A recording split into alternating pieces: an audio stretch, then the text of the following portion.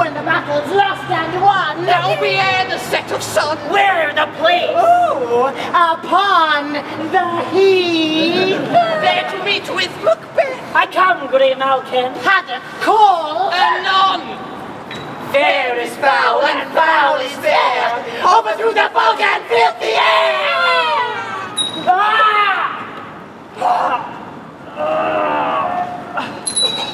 What bloody man is that? Bloody. He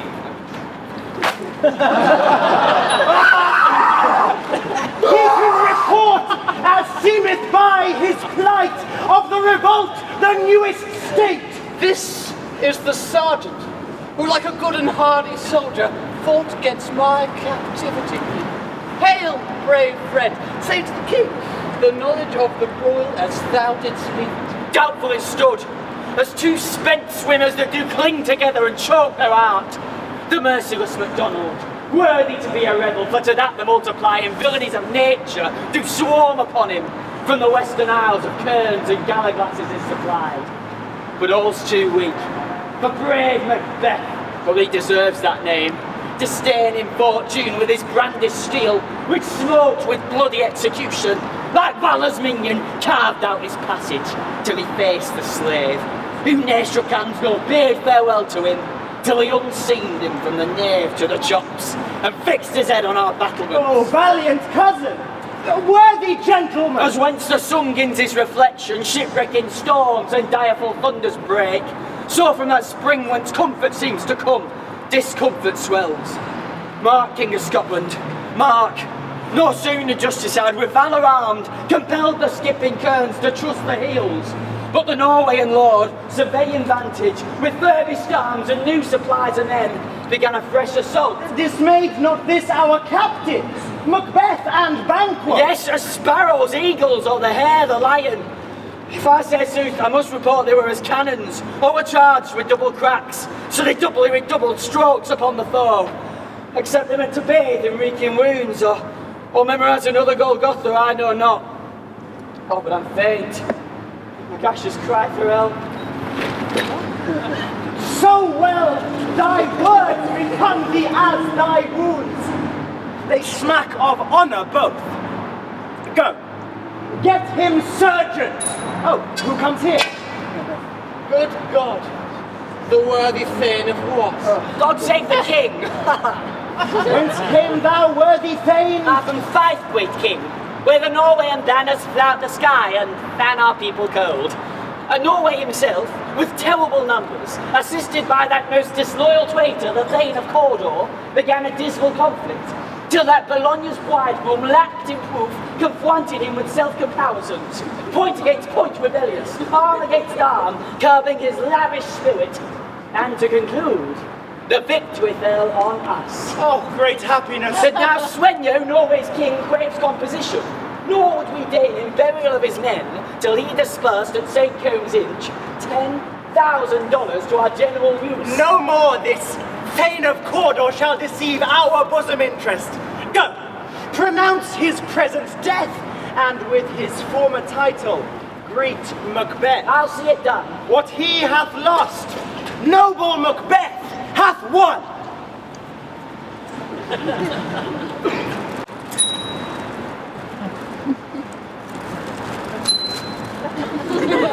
Where hast thou been, sister? Killing swine, and thou? A sailor's wife had chestnuts in her lap, and munched, and munched, and munched. Give me, quoth I. Avaunt thee, wit! The rump the Uranian cries. Her husband's to Aleppo gone, master of the tiger, but Tennessee I'll neither sail, and like a rat without a tail, I'll do, and I'll do. I'll give thee a wind, Thou art thine, and I another. I myself have all the other. Though his bark cannot be lost, yet it shall be tempest-tossed. A drum, Macbeth doth come. The weird sisters hand in hand, posters of the sea and land, thus do go about, thrice a thine and thrice a mine, and thrice again to make up nine. Peace, the charms wound. So foul and fair a day I have not seen. How far is Coulter for rent? What are these? So withered and so wild in their attire, that look not like the inhabitants of the earth, and yet are on it. Live you?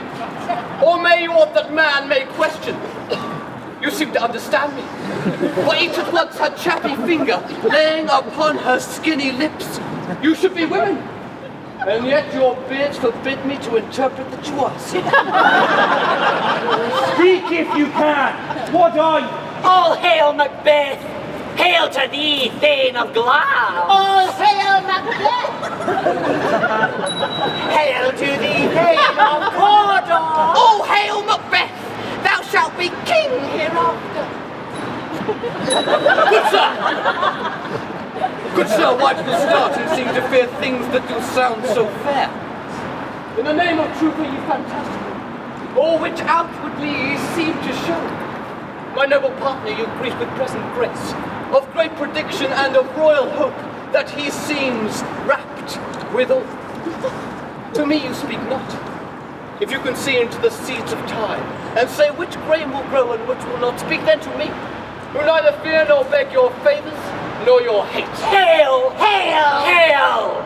Lesser than Macbeth, yet greater. Not so happy, yet much happier. Thou shalt get king, so thou be known. So all hail Macbeth and Banquo. Banquo and Macbeth, all hail. Stay, you imperfect speaker! Tell me more! Oh, by Cyril's death, I know I'm Thane of Glam, but how of Cawdor? The Thane of Cawdor lives, a prosperous gentleman, and to be king stands not within the prospect of belief.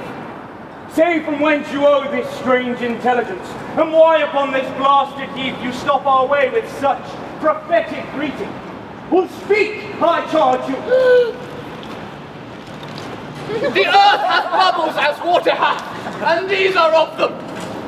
Whither have they vanished? Into the air, and what seemed corporal melted as breath into the wind.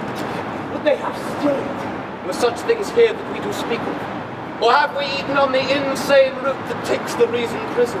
Your children shall be kings. You shall be king. And Thane of Cawdor too went it so. To the self-same tune and words. Who goes there? Good God.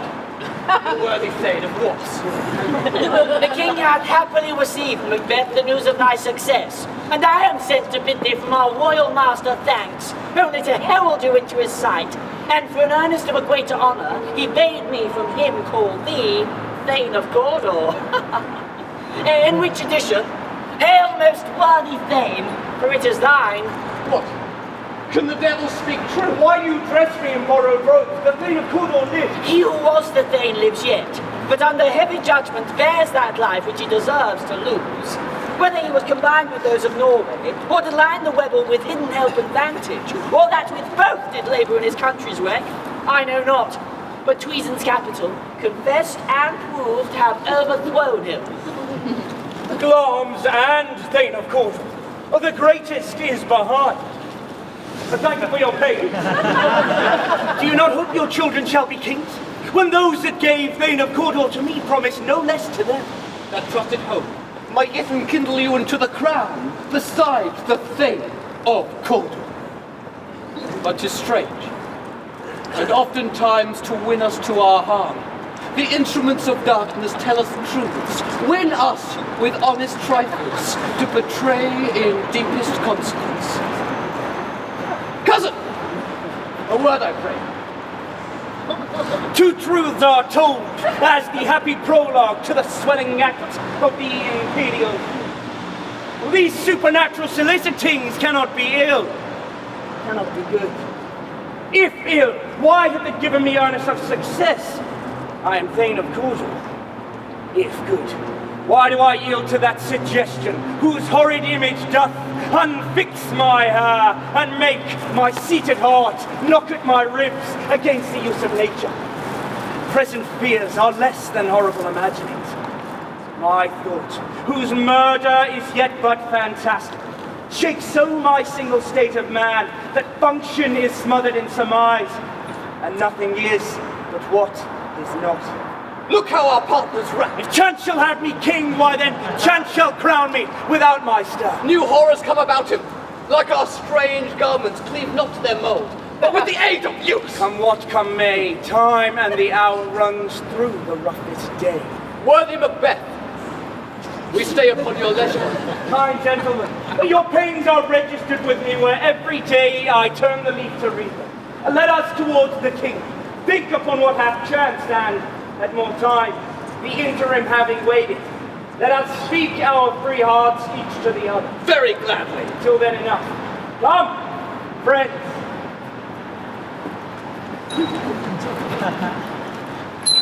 Is execution done on Cawdor? Are not those in commission yet returned? My liege, they have not yet come back.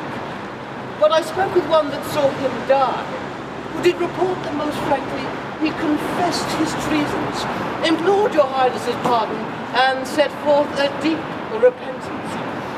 Nothing in his life became him like the living. He died as one that had been studied in his death. To throw away the dearest thing he owed us were a careless trifle.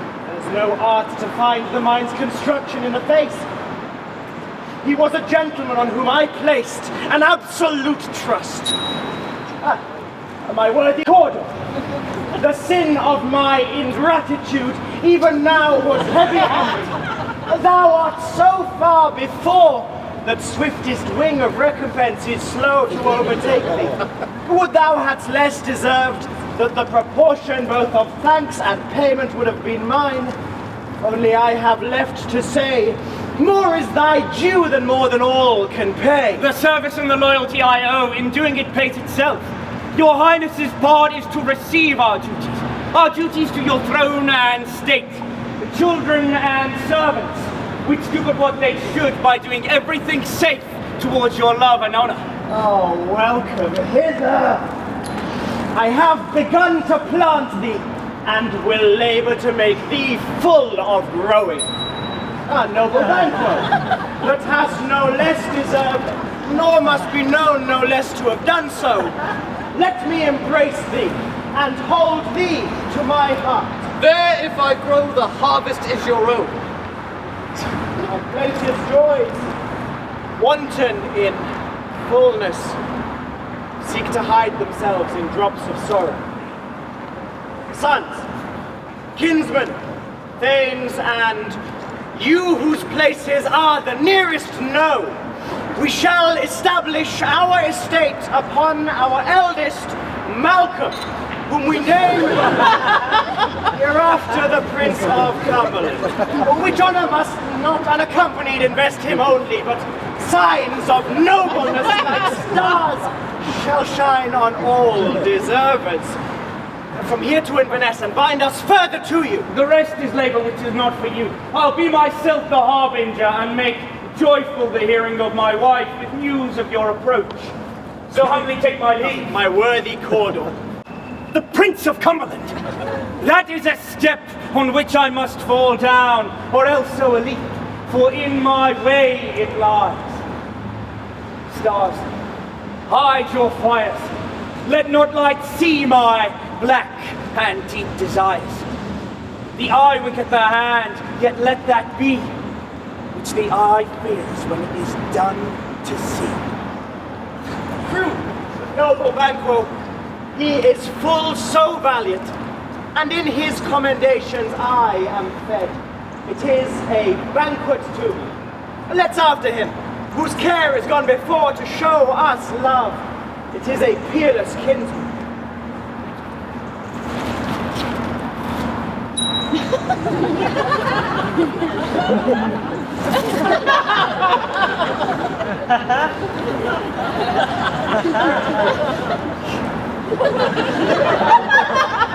Glamis thou art, and Cawdor, and shalt be what thou art promised. Yet do I fear thy nature. 'Tis too full of the milk of human kindness to catch the nearest way. Thou wouldst be great, art not without ambition, but without the illness should attend it.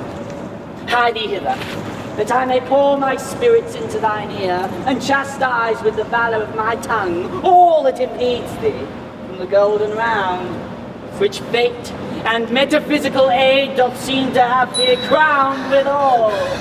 What is your tidings? The king comes here tonight. Not to say it. Was not my master with him? Who were it so would have informed the preparation? So please you, it's true. Our Thane is coming. One of my fellows had the speed of him, who almost dead for breath and scarcely more than could make up his message. Give him tending. He brings great. The raven himself is horse that croaks the fatal entrance of Duncan under my battlements. Come, you spirits, that tend on mortal thoughts, unsex me here, and fill me from the crown to the toe, top full of direst cruelty. Make thick my blood, stop up the access and passage of remorse, that no compunctious visitings of nature shape my fell purpose, nor keep peace between the effect and it. Come to my women's breasts, and take my milk for gall, you murdering ministers, wherever in your sightless substances you wait on nature's mischief. Come, thick night, and pour thee in the dunnest smoke of hell, that my keen night see not the wounded mates, nor heaven peep through the blanket of the night to cry, "Hold! Hold!" Oh, great glove! Worthy Cawdor, greater than both in the all hail hereafter. Thy letters have transported me beyond this ignorant present, and I feel now the future in the instant. My dearest love, Duncan comes here tonight. And when goes hence? Tomorrow as Oh, never shall sun that morrow see.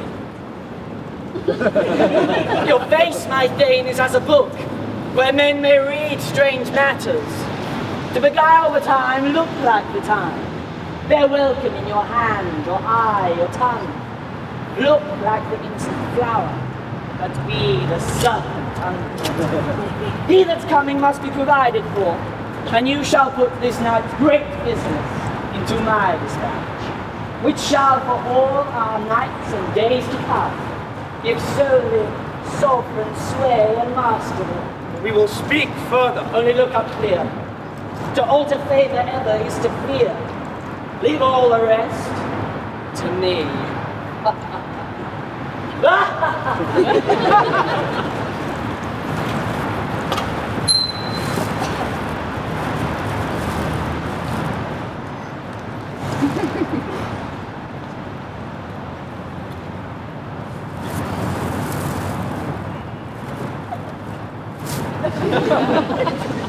This castle hath a pleasant seat. The air nimbly and sweetly recommends itself unto our gentle scent. Honored hostess, All our service, in every point twice done and then done double, were poor and single business, to contend with those honours deep and broad, wherewith your majesty loads our house. For those of old, and the late dignities heaped up to them, we rest your hermit. where's the Thane of Cawdor? We coursed him at the heels and had a purpose to be his purveyor, but he rides well, and his great love, sharp as his spur, hath hauled him to his home before us. The fair and noble hostess, we are your guests tonight. All our servants have theirs themselves and what is theirs in common, to make their audit at your highness' pleasure, still to return your own. Conduct me to my host. We love him highly and shall continue our graces toward him. By your leave, hostess.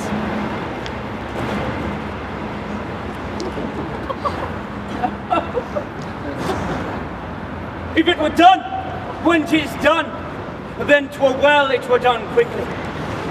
If the assassination could trammel up the consequence, and catch with his surcease success, that but this blow might be the be-all and the end-all here, but here, upon this bank and shoal of time, we'll jump the life to come. But in these cases, we still have judgment here, that we but teach bloody instruction, which, being taught, returns to plague the inventor. This even-handed justice commends the ingredients of our poisoned chalice to our own lips. He's here in double trust. First, as I am his subject and his kinsman, strong both against the deed. Then as his host, who should against the murderer shut the door, not bear the knife myself. Besides, this Duncan hath borne his faculties so meekly, so clear in his great office, that his virtues, like angels, trumpet tongue, shall cry against the deep damnation of his taking off.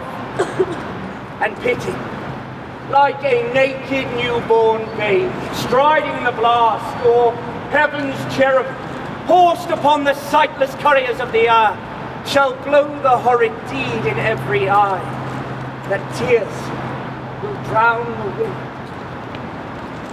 I have no spur to prick the sides of my intent, only vaulting ambition which o'erleaps itself and falls upon the other. He hath almost supped while you left the chamber. Hath he asked for me? No, you not he has. We will proceed no further in this business. He hath honoured me of late, and I have bought golden opinion from all sorts of people, which should be worn now in their newest gloss, not cast aside so soon. Was the hope drunk wherein you dressed yourself? And it slept since, and wakes it now to look so green and pale at what it did so freely? From this time, thus I account thy love. Art thou afeard to be the same in thine own act and valour as thou art in desire? Wouldst thou have that which thou esteem'st the ornament of life, and live a coward in thine own esteem, letting I dare not wait upon I would, like the poor cat in the adage? Peace. I dare do all that may become a man. Who dares do more is none. What beast was then that made thou break this enterprise to me? When you dost do it, then you were a man. And to be more than what you were, you would be so much more than man. No time nor place did they appear, and yet you would make both. They have made themselves, and that their fitness now does unmake you. I have given suck, and know how tender it is to love the babe that milks me. I would, while it was smiling in my face, have plucked the nipple from his boneless gums, and dashed the brains out, had I so sworn, as you have done to this. We should fail. We fail! But screw your courage to the sticking place, and we'll not fail. When Duncan is asleep, whereto the rather shall his long day's journey soundly invite him. His two chamberlains will I, with wine and wassail, so convince, that memory, the warder of the brain, shall be a few, the receipt of reason a limbeck only. When in swinish sleep their drenched natures lie as in a death, what cannot you or I perform upon the unguarded Duncan? What not put upon the spongy officers, who must bear the guilt of our great quill? Bring forth men, children only, for thy undaunted metal should compose nothing but melons. It not be received when we have marked with blood those sleepy two, and used their very daggers that they have done it. Who would dare receive it other, when we shall make our griefs and clamour roar upon his death? I am settled, and bend each corporal agent to this terrible feat. Away, and mock the time with fairest show. False face must hide, but the false heart doth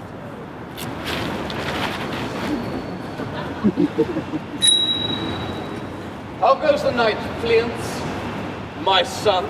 The moon is down, I have not heard the clock. And she goes down at 12. I take 'tis later, sir. Halt! Take my sword. There's husbandry in heaven. Their candles are all out. Take that too. A heavy summon lies like lead upon me, and yet I would not sleep.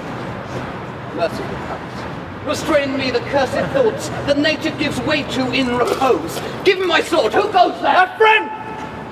What, sir, not yet at rest? The king's abed. He's been unusual pleasure and sent great largesse to your offices. This time and that he greet your wife withal by the name of most kind hostess, and shut up in measureless contempt. Being unprepared, our will became the servant to defect which else should free have wrought. All's well. I dreamt last night of the three weird sisters. To you they have shown some truth. I think not on them, but when we can entreat an hour to serve, we would do well to spend it in some words upon that business, if you will grant the time. At your kindest leisure. Shall cleave to my consent when 'tis it shall make honour for you. So I lose none in seeking to augment it, but shall keep my bosom franchised and allegiance clear. I shall be counselled. Propose the while. Thanks, sir. The like to you.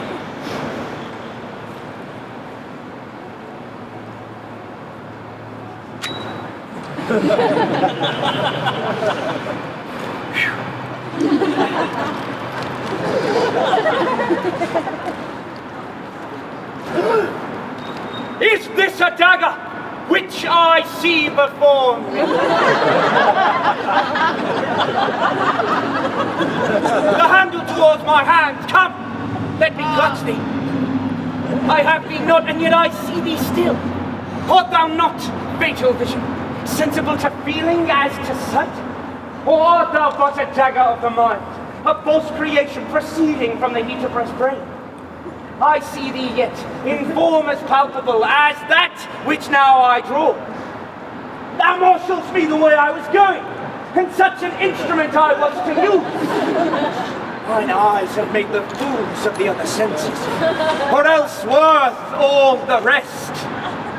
I see thee yet, and on thy blade indulging gouts of blood, which was not so before. There's no such thing. It is the bloody business which informs us to mine eyes. Now, o'er the one half world, nature seems dead. Witchcraft celebrates pale Jake's offering and withered murder, alarmed by his sentinel, the wolf, who howls his watch thus with his stealthy pace, with Tarquin's ravishing strides towards his design, moves like a ghost.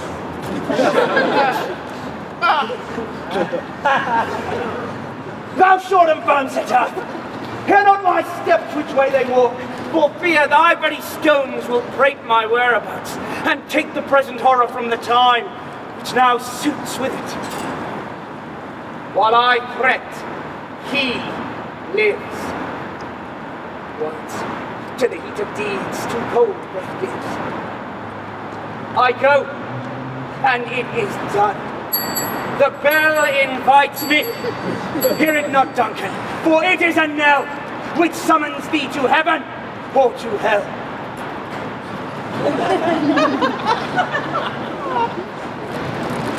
That which hath made them drunk hath made me bold. What hath quenched them hath given me fire. Hark! Peace, 'twas the owl, the fatal bellman that gives the sternest good night. He is about it. Their doors are open. The surfeited grooms do mock their charge with snores. I have drugged their possets, that death and nature do contend about them whether they live or die. Who goes there? What ho? And I come with me thou the waiting 'tis not done. The attempt and not the deed confounds us. Hark, I laid the daggers ready, he could not miss them. Had he not resembled my father as he slept, I had done. Oh, my husband. I have done the deed. Did thou not hear the noise? I heard the owl shriek and the crickets cry. Did not you speak? When? Now. As I descended. Hark, who lies in the second chamber? Donald Bay. This is a sorry sight. Foolish thought to say a sorry sight. There's one did laugh in sleep and one cried murder. I stood and heard them, but they did say their prayers and addressed them again to sleep. There are two lots together. There's one cried, God bless us, and amen the other. They had seen these hangman hands, listening their prayers. I could not say amen when they did say God bless us. Consider it not so deep. But wherefore could not I say amen? I had most need of blessing, and amen stuck in my throat. These deeds must not be thought on after these ways, so they will make us mad. Methought I had a voice, for I sleep no more. Macbeth does murder sleep. The innocent sleep, sleep that knits up the round of sleep of time, balm of each day's life, balm all the house sleep no more. What do you mean? Macbeth hath murdered sleep. Therefore, Glamis shall sleep no more. Macbeth shall sleep no more. My noble thane, you do unbend your strength to think so brainsedly of things. Go, get some water and wash this filthy witness from your hand. Why did you bring the gangers from the place? Let us lie there! Go, take them! Smear the sleeping room to blood! I'll go no more. I am afraid to think what I have done. Look on to gain, I dare not. Infamous purpose! The sleeping and the dead are but as pictures. 'Tis the eye of child who fears the painted devil. If he do bleed, I'll smear the faces of the grooms withal, for it must seem their guilt. Wherefore is that knocking? How is it with me when every noise appalls me? On hands I hear. They pluck out mine eyes. Will all great Neptune's ocean wash this blood clean from my hand? No. This my hand would rather the multitudinous seas in Cardani, making the green one round.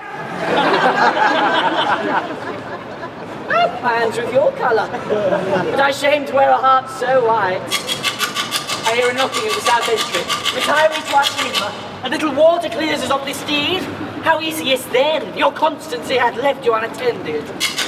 Ah, poor knocking, put on your nightgown, lest occasion call us and show us to be watchers.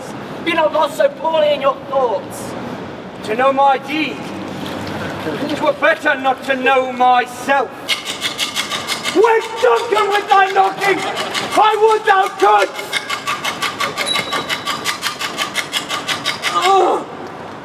Is a knocking indeed. If a man with a border of Elgate, he should have old turning the key. Knock! Who's there? He's a farmer that hanged himself on the expectation of plenty. Well, come in time. Have napkins in dough about you. Here, you'll sweat for it. Knock! Who's there? He's an equivocator that could swear in both scales against either scale, who committed treason enough for God's sake, yet could not equivocate to heaven. Come in, equivocator! Knock! Never quiet. What are you? Well, this place is too cold for hell. Old devil portrait no further. I have thought to have let in some of all professions that go the primrose way to the everlasting bonfire. Anon! I pray you remember the porter. Eek!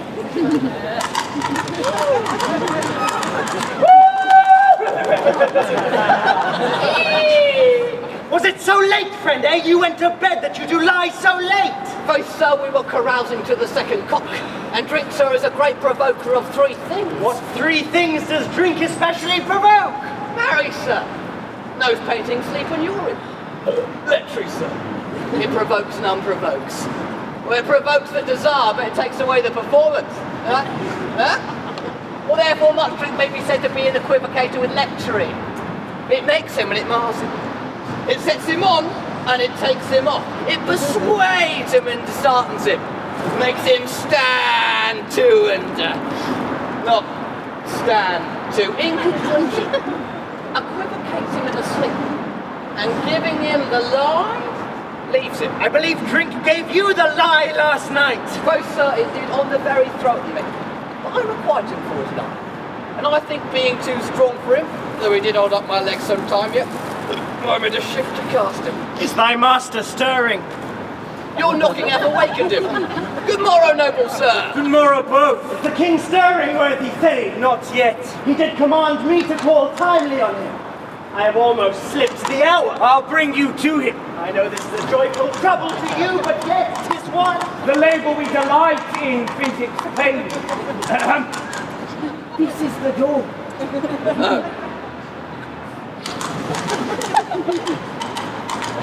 The king rides hence tonight. He does. He did appoint so. The night has been unruly. Where we lay, our chimneys were blown down, and as they say, lamentings heard in the night. Strange screams of death and prophesying with accents terrible of dire combustion and confused events new hatched to the woeful time. Some say the earth was feverous and did shake. 'Twas a rough night. My young remembrance cannot parallel a fellow to it. Oh, horror! Horror!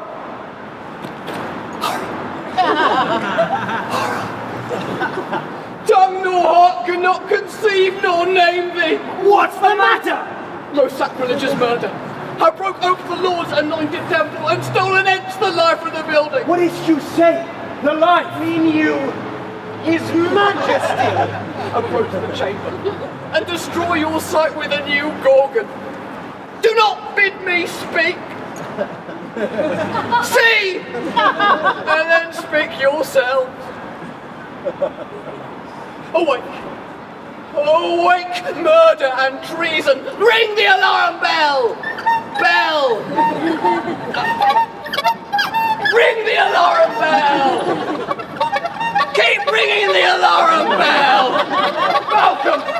Banquo, as from your graves, what light strikes to countenance this horror? Ring the alarm bell! What's the business at such a hideous trumpet? Shush!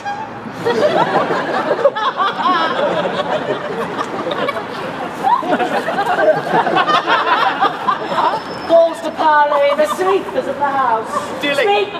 Dilly! Dilly! Dear lady, 'tis not for you to hear what I could speak, or the repetition of it in a woman's ear would murder as it fell. Oh, Banquo! Banquo, our royal master's murdered! Woe, alas, what? In our house! Too cruel anywhere! Porter! I prithee contradict thyself and say it is not so! Had I died before this chance, I'd lived a blessed time. For from this moment there is nothing serious in mortality. All is toys. Grace and renown is dead. The wine of life is drawn, and the mere lees is left in this vault to brag of. What is amiss? You are Donald Wade, son of Duncan, and you do not know it.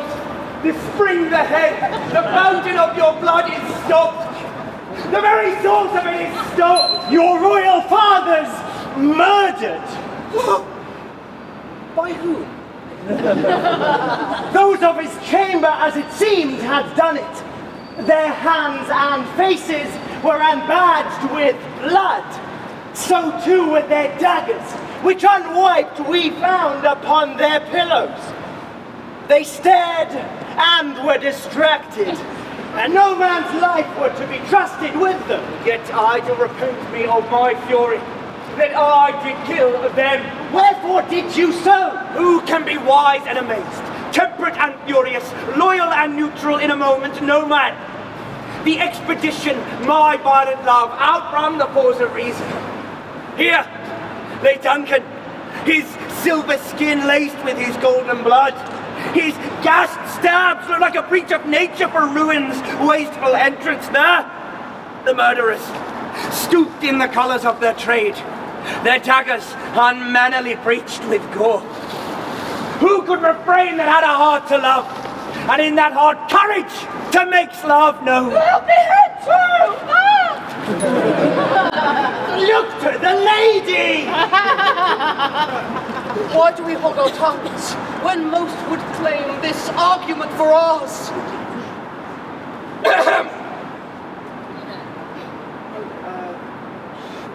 We need a volunteer on stage. Welcome to stage, sir. Woohoo! Welcome. Okay, we're going to stand here for a minute. After that, we're going to play Macduff, okay? So, we're going to need this. And remember that Macduff is quite Macbuff. It's good. Yeah, keep going.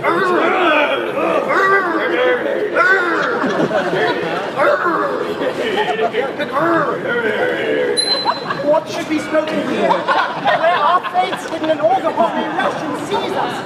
Let's away, our tears are not yet brewed. Nor our strong sorrow upon that foot of motion. Look to the lady! Okay, now you need to carry me into the tent. Okay. Just... What?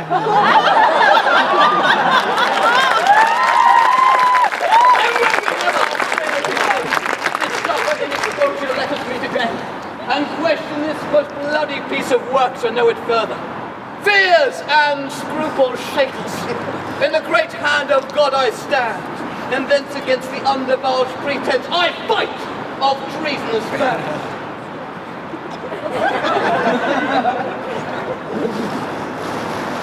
So do I. So!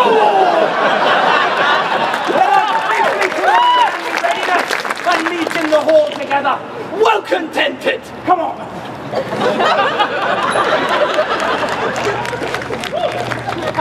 What are you going to do? Let's not meet. To show an unfelt sorrow is an office the false man does easy. What do you mean? To island I, our separated fortune doth keep us both the safer. Where we are, there's daggers in men's eyes, the near in blood, the nearer bloody. That murderous shaft that shot have not yet lighted. And our safest way is to avoid the aim, therefore to horse.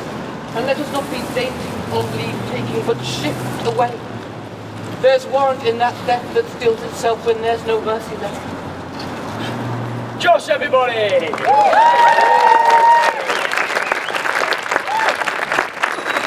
Ah, good father. 10 I can remember well, in which time I've seen as dreadful and things strange. But this soul might have trifled for me knowing. Thou seest the heavens as troubled with man's act, threaten his bloody stage. By the clock 'tis day, and yet dark night strangles the travelling lamp. Is the night's predominance or the day's shame that darkness doth the face of earth entomb? 'Tis unnatural, even like the deed that's done. On Tuesday last, a falcon, cowering in her pride of place walls, by a mouse and out hooked at and killed. And Duncan's horses, a thing most strange and certain, beauteous and swift, the minions of their race, turned wild in nature, broke their stalls, flung out, contending against mankind. 'Tis said they eat each other. 'Tis so, to the amazement of mine eyes that did look upon it. Ah, here comes the good Macbeth.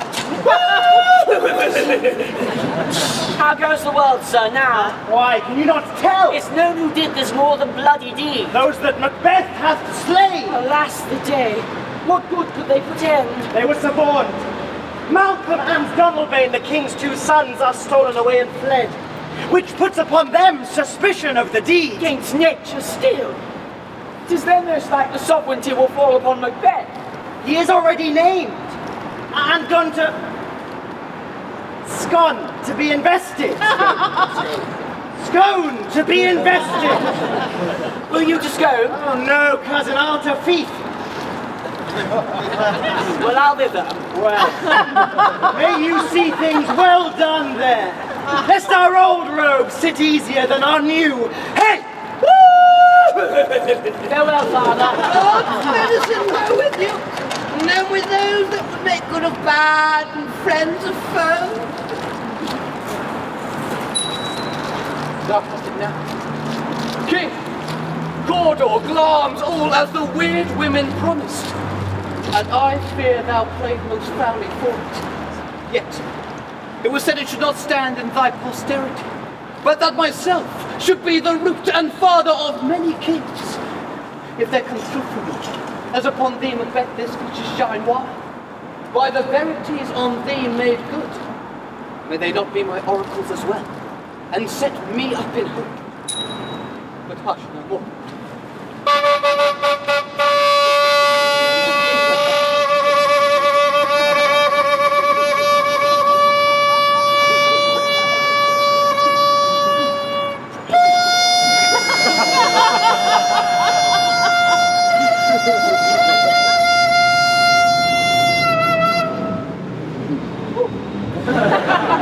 He is our chief guest. If he had been forgotten, it had been a gap in our great feast, an all thing unbecoming.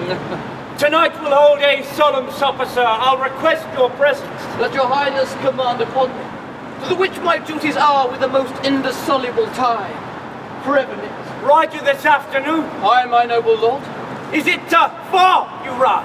As far, my lord, as will fill up the time twixt this and dinner. Go not my horse the better. I must become a borrower of the night for a dark hour or twain. Fail not. Our feast. My lord, I shall not.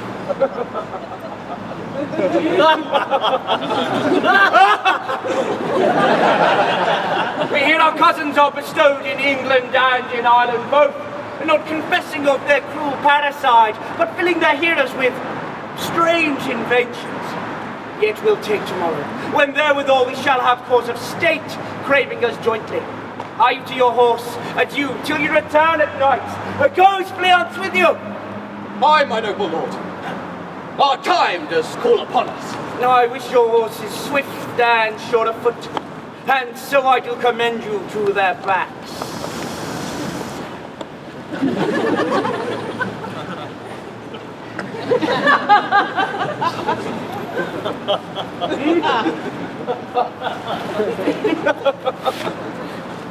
Was it not yesterday we spoke together? It was. So please your lordship. Well then now, have you considered of my speeches? Know you that it was he in times past who held you so under fortune? This you thought had been our innocent self. This end made good to you in our last conference, past improbation, how crusty instruments, and all things else that might to half a soul, or to a notion crazed, say thus did Banquo. You made it known to us. Yeah. I did so, and went further, which is now our point of second meeting. Do you find your patience so predominant that you can let this go?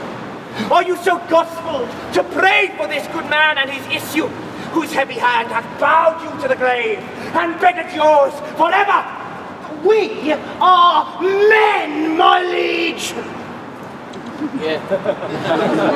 I in the catalogue can go for men as hounds, greyhounds, mongrels, spaniels, curs, shuffs, water rugs, and demi-loops are clept by the labelled dog. The valued file distinguishes the sweet, the slow, the subtle, the house. Everyone according to the gift which bounteous nature hath in him closed, whereby he does receive particular addition from the bill that writes them all alike. And so of men. Now if you have a station in the file, not to the worst rank of manhood, say it, and I will put this business in your bosom, whose execution takes your enemy off, and grapples you to the heart and love of us, who were our health but sickly in his life, which in his death were perfect. I am one, my liege, who live all blows and profits in the world, who so incensed that I'm reckless what I do to spite the world. And I another, so weary with disaster, tugged with fortune, that I would set my lie on any chance to rid it or mend on't. Both of you know Banquo's your enemy.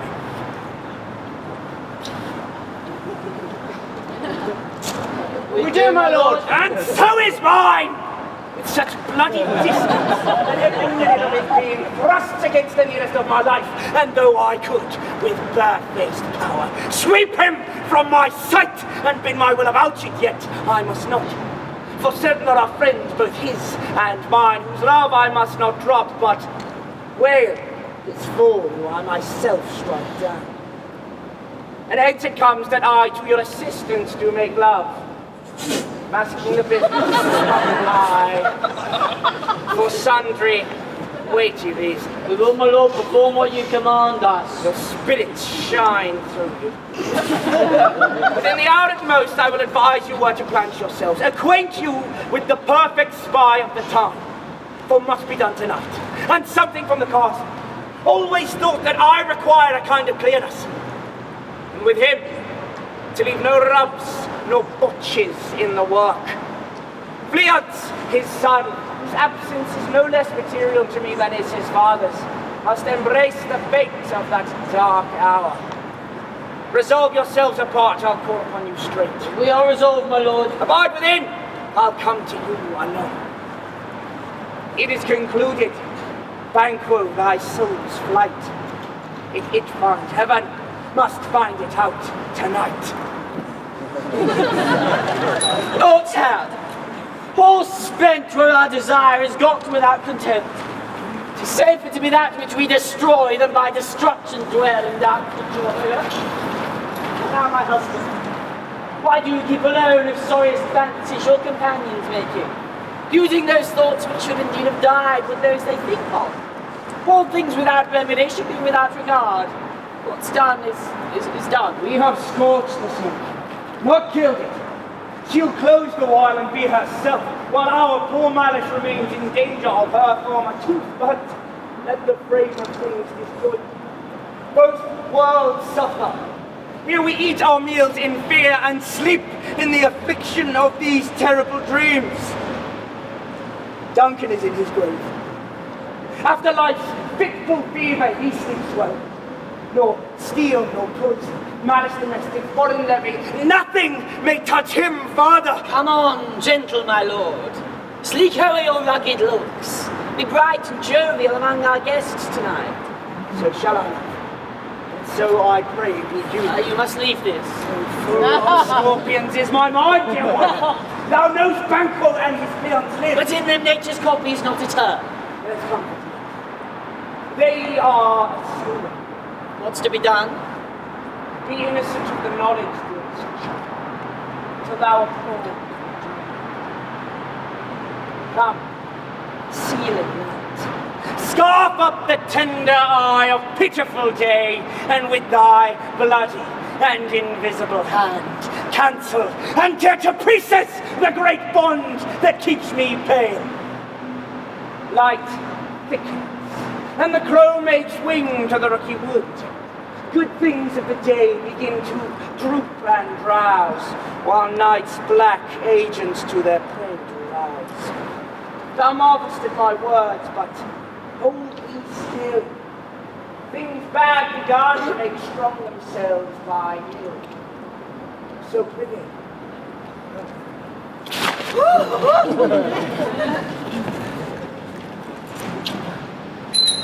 But who did bid thee join with us? Macbeth. Oh, he needs no our mistrust. For he gives our direction and what we have to do to the office just. Then stand with us.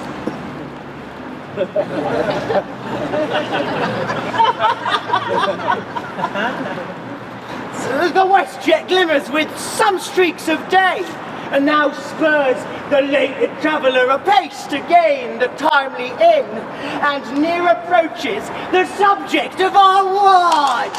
Ock! On your horses! Give us the light there, ho! Then 'tis he. The rest are within the know of expectation already with a call. His horses go about! Almost a mile. But so he does usually, so all men do from hence to the palace gate make it their walk. Alight! Alight! It's he! It'll be rain tonight. Come down! Fly, good fleance! Fly, fly, fly, thou mayest revenge! Oh, slay! Whoosh-shoo! Whoosh-shoo! Whoosh-shoo! Shook, shook! Shook, shook! Shook, shook!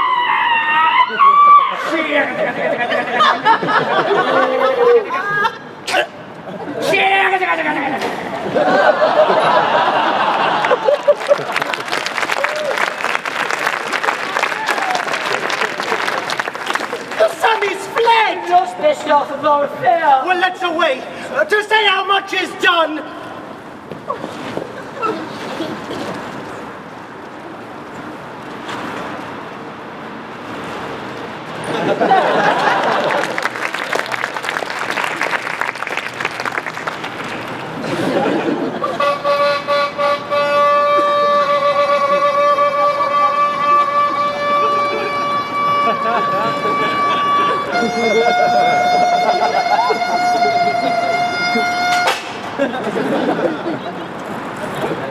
You know your own degrees.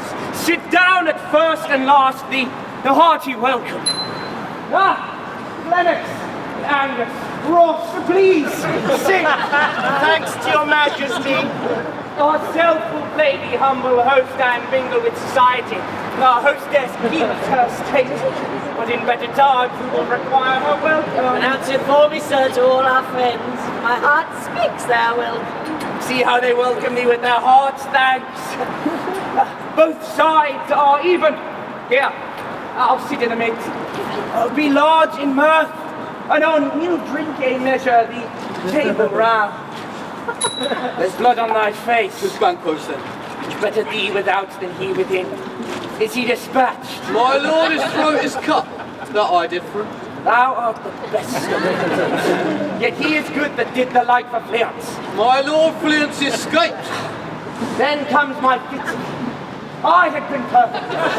Oh, thou didst.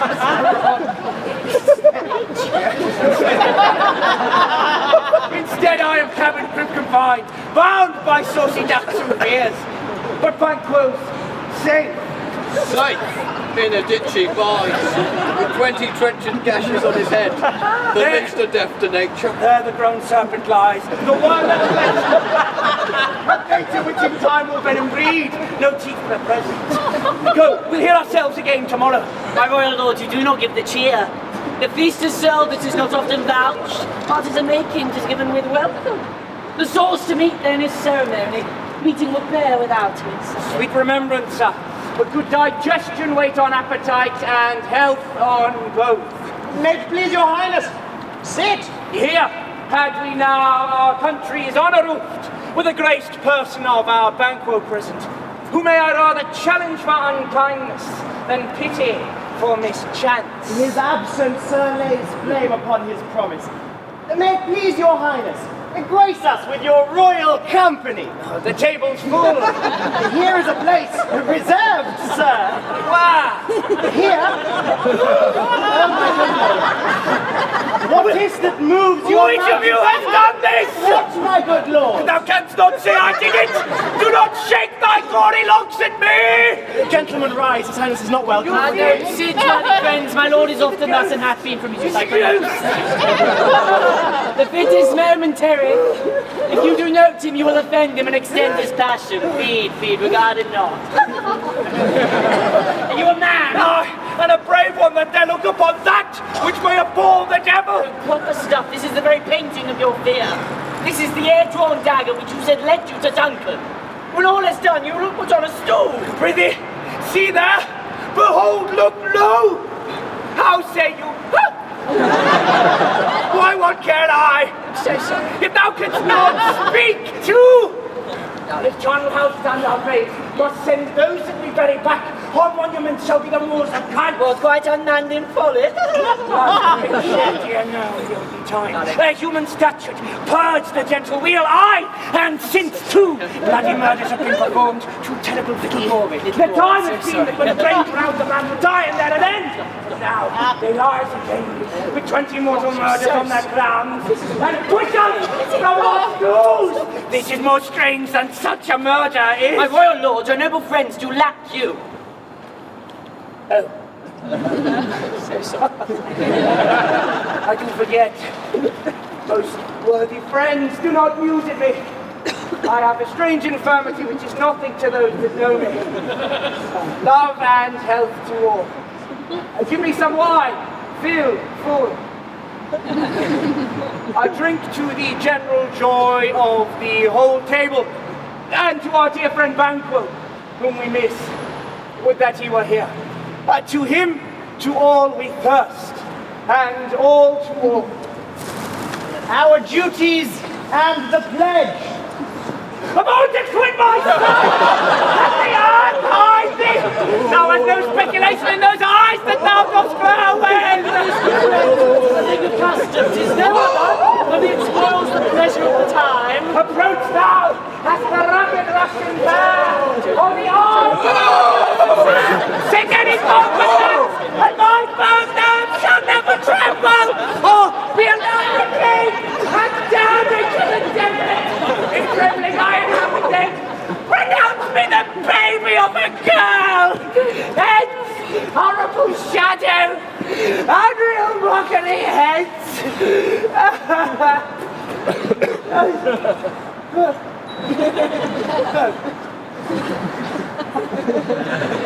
I said, being gone, I am a man again. Well, pray you sit still. You have displaced the mirth, broke the good meeting with most admired disorder. Such things be, and overcome us like a summer cloud without our special wonder. You make me strange, even to the infirmity I owe, when I think you can behold such sights and keep the natural ruby of your cheeks, whilst mine are blenched with fear. What sights, my lord? I pray you speak not, he grows worse and worse. Question enrages him. At once, good night. Stand not upon the order of your going, but go at once. So good night, and better health attend your majesty. A kind good night to all. The jungle will have blood, they say. Blood will have blood. Stones have been known to move, trees to speak. Augurs and understood relations have, by magpies and choughs and rooks, brought forth the secrets, man, of blood. What is the night?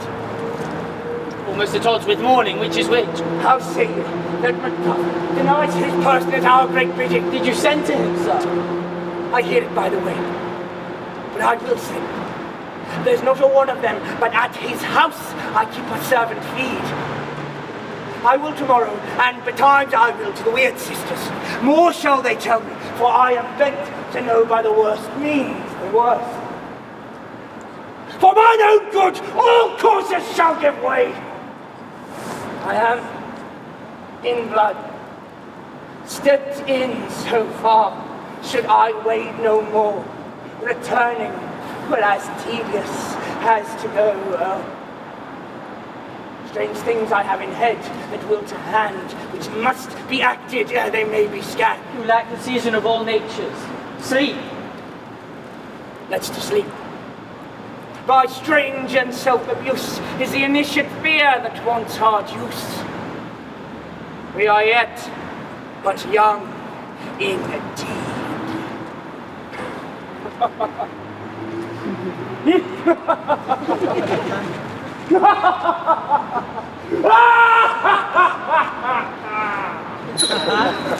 Ladies and gentlemen, there'll be a 15-minute interval. Thank you very much.